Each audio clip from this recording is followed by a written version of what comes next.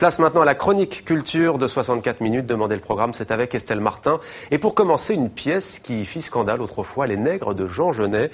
Bob Wilson la reprend au théâtre de l'Odéon à Paris.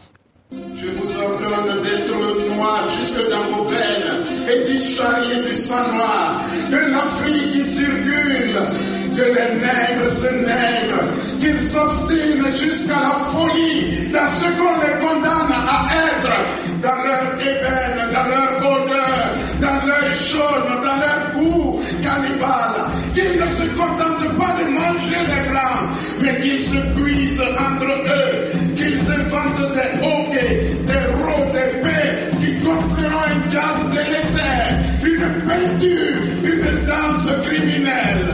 Que si l'on change à notre égard nègre, ce ne soit pas l'indulgence, mais la terreur.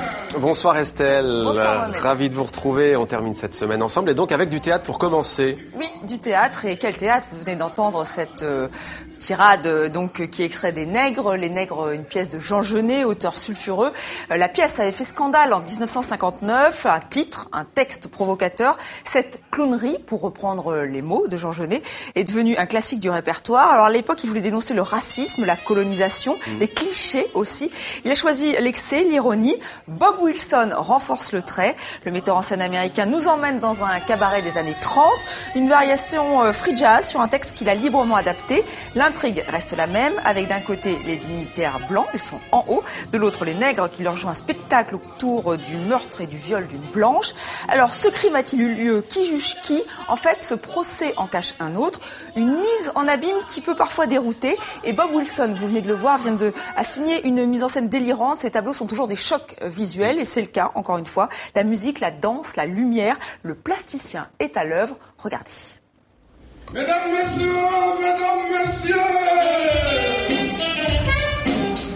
je me nomme Archibald Solon Wellington.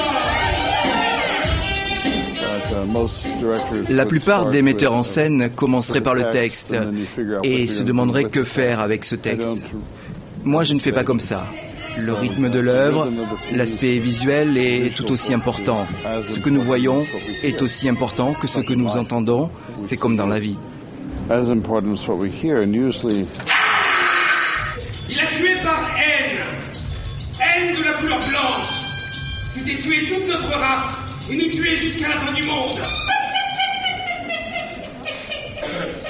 Bob Wilson, il n'y a pas d'approche dramaturgique dans le sens traditionnel du terme. Donc c'est un plasticien, un metteur en scène plasticien qui va faire une peinture et sur sa palette, il va autant avoir la lumière, le son que les comédiens, que le texte. Donc forcément, ça crée un tableau vivant qui raconte une histoire, mais pas qu'avec les mots. Laissez-moi d'abord vous remercier tous. Vous avez bien joué votre rôle. Vous avez fait preuve de beaucoup de courage. Voilà, alors le spectateur effectivement est pris à partie parce que on ne sait plus trop qui regarde qui et c'est assez déroutant. Jean Genet à l'époque ironisait, il disait qu'il espérait que sa pièce soit oubliée en 2014, qu'on ne parlerait plus de racisme, de colonisation. Mais il faut dire que ça résonne vraiment très actuellement aujourd'hui. Je ne sais pas si c'est très français ce que je viens de dire. Et donc c'est jusqu'au 21 novembre au Théâtre de l'Odéon, Théâtre de l'Europe à Paris. Ensuite la pièce part en tournée.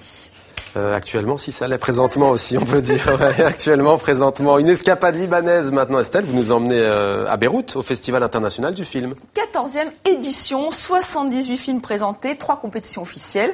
La cérémonie d'ouverture, c'était mercredi soir, hier donc, en présence de la sublime Juliette Binoche. L'actrice française venait présenter Sils Maria, film qu'elle a tourné avec Olivier Assayas, qui n'était pas là. En revanche, aux côtés de Juliette Binoche, vous reconnaissez Julie Gaillet, qui est venue en tant que présidente, oui monsieur, mais présidente du jury. Elle a accepté de répondre à quelques questions. On l'écoute.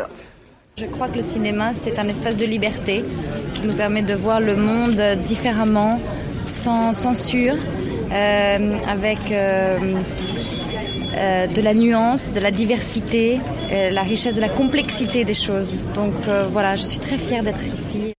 la complexité des choses. Je vous sens un peu déçu, Mohamed. Vous attendiez à d'autres déclarations. Sans commentaire. Et pourtant, elle s'est indignée du fondamentalisme en Syrie, des propos politiques engagés. Voilà. Et pour revenir au cinéma, c'est le dernier film de Philip Seymour Hoffman, un homme très recherché qui clôturera l'édition de ce festival international du film de Beyrouth. Ce sera le 9 octobre. Je vous rappelle que l'acteur, immense acteur, est mort le 2 février dernier.